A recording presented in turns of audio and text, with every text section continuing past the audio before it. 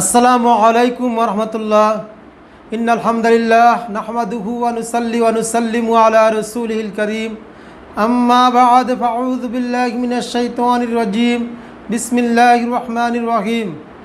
প্রিয় দর্শক, ইসলামী শরীয়তে গান বাদ্য স্পষ্ট হারাম, যা কোরআন সুন্নাহ এবং ইসলামী ফিকহের কিতাব দ্বারা প্রমাণিত।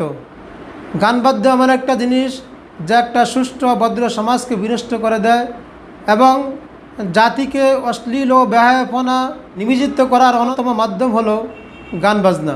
শুধু তাই নয়, মানুষের অন্তরে নেফাক সৃষ্টি হয়, যে নেফাকের দ্বারা একসময় তার অবস্থা এমন হয় যে তার কাছে আর ইসলামী শরীয়তের কোনো কাজে ভালো লাগে না, নামাজ ভালো লাগে না, রোজা ভালো লাগে না, দিনের কথা ভালো লাগে না, হক কথা ভালো লাগে না, এবং সেগুলো শুনলে তার কাছে একটা বিতৃষ্ণার মতো হয়। একসময় সে অজ্ঞতাবশত তার খেয়াল খুশির অনুসরণ করে অহংকারবশত ইসলামের থেকে দূরে সরে যায় এবং পথভ্রষ্ট হয়ে যায়। মহান আল্লাহ তাআলা বলেন, অমিনান নাসি মান ইয়াশতারি লাহওয়াল হাদিস, এবং মানুষের মধ্যে কিছু লোক এমন আছে যারা লাহওয়াল হাদিস তথা খেল তামাশার জিনিস, গান বাদ্যের জিনিস, অর্থাৎ যে সমস্ত জিনিস মানুষকে দিন থেকে দূরে রাখে, আল্লাহর স্মরণ থেকে গাফলত রাখে, এই সমস্ত জিনিস সে ক্রয় করে, যাতে করে লিউদিল্লাং সাবিলিল্লাহ, সে মানুষকে পথভ্রষ্ট করতে পারে, আল্লাহর রাস্তা থেকে সরিয়ে নিতে পারে, বিগাইরি ইলমিন, অজ্ঞতাবশত। এখানে যে লাহওয়াল হাদিস বলা হয়েছে, এর দ্বারা উদ্দেশ্য হলো গান বাজনা, ডোল, বাদ্যযন্ত্র ইত্যাদি, যেগুলো মানুষকে আল্লাহর স্মরণ থেকে, ইবাদত বন্দেগী থেকে দূরে সরিয়ে দেয়, গাফলত করে দেয়। এর দ্বারা উদ্দেশ্য গান বাজনা, এর প্রমাণ রয়েছে জামিউত তিরমিজি 241 নং পৃষ্ঠায় রাসূলুল্লাহ সাল্লাল্লাহু আলাইহি সাল্লাম থেকে বর্ণিত হাদিস শরীফ।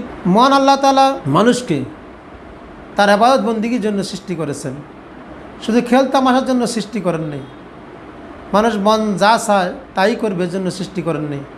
তাই এই ক্ষণিকের জীবন, ক্ষণিকের দুনিয়ায় খেল তামাশার পিছনে, নাচ গান বাদ্যের পিছনে না পড়ে আল্লাহ তাআলার দিকে মানুষকে মোতাওয়াজ্জুহ হওয়া, আখিরাতের প্রতি মোতাওয়াজ্জুহ হওয়া এবং দিন ইসলামের কাজ করে আল্লাহর হুকুম হাকাম পালন করে আল্লাহর সন্তুষ্টি অর্জন করা তার জন্য একান্ত জরুরি। কিন্তু মানুষ এই গান বাদ্যের পিছনে পড়ে তার অবস্থা এমন হয়ে যায় যে সে তখন আল্লাহ থেকে এমন দূরে সরে। মহান আল্লাহ তাআলা বলেন, ওয়াজা তুতলা আলাইহি আয়াতুনা ওয়াল্লাহ মুস্তাকবিরা, যখন তার কাছে আল্লাহ তাআলার এই কোরআনের আয়াতকে পাঠ করা হয় তখন সে অহংকারবশত মুখ ফিরিয়ে নেয়। কাল্লাম ইয়াসমাহা, কেমন যেন সে শুনেই নেই। আল্লাহর কথা, কোরআনের কথা তাকে বলা হলে যেন সে এগুলো তার কানের মধ্যে ঢুকিয়ে না, সেগুলো শুনতে পায় না। কান্না ফি উজনাহি ওয়াকরা, কেমন তার উভয় কানের মধ্যে সে সিবি দিয়ে বন্ধ করে রেখেছে। আল্লাহ তাআলা বলেন, ফাবাশশিরহু বিআযাবিন আলিম, তাদের জন্য কঠিন শাস্তির শুভ সংবাদ। সূরাতুল লোকমান 6 নং এবং 7 নং আয়াত।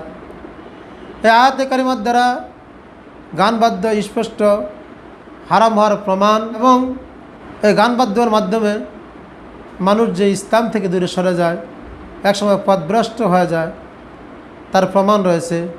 এজন্য আমাদেরকে এই হারাম কাজ থেকে বিরত থাকতে হবে, অন্যদেরকে বিরত রাখার আপ্রাণ চেষ্টা করতে হবে। কেননা এগুলো দ্বারা শুধু মানুষ একাই ক্ষতিগ্রস্ত হয় না, বরং সে নিজের ইবাদত বন্দেগীতে যা যায় অন্যদের ইবাদত বন্দেগীও নষ্ট করে দেয়।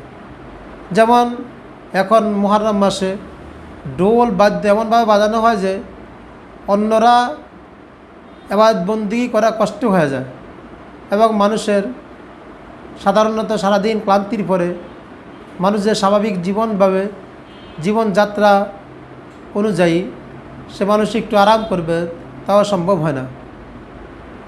এতে করে তাদের বিভিন্ন কাজকাম অনেক কষ্ট হয়ে যায়, যে দিন তার ক্লান্তির পরে রাতের ঘুমটা, নিদ্রাটা হারাম হয়ে যায় এই সমস্ত বাদ্যের কারণে। এবং অনেক মানুষ তাদের বিবাহ বাড়িতে গায়ের হলুদের সময় নাচ গান সারা রাত বরি করে, যে তারাই শুধু গুনাহগার হয় না, বরং অন্যান্য মানুষের ইবাদত বন্দেগী বিনষ্ট করে দেয় এবং ঘরে অসুস্থ মানুষ যারা থাকে তাদের অনেক কষ্ট হয়। মানুষের এদের প্রতি অভিশাপ থাকে, লানত থাকে। মানুষ তারাও কষ্টে পড়ে, তারাও গুমরা হয় এবং অন্যদেরকে কষ্টে সামিল করে, অন্যদের আবাদ বন্দিগি নষ্ট করে, মানুষের ক্ষতিগ্রস্ত করে। তাই এগুলি স্পষ্ট হারাম, এর ভিতরে কোনো সন্দেহ নাই। এ ব্যাপারে ফতুয়া রয়েছে আদ-দুরুল মুখতার, নবম খণ্ড 703 নং পৃষ্ঠা। আমরা এই হারাম কাজ থেকে নিজেরা দূরে থাকব এবং অন্যদেরকে যথাসাধ্য দূরে রাখার চেষ্টা করব। আল্লাহ তাআলা আমাদেরকে সহি বুঝ দান করুক। আমিন।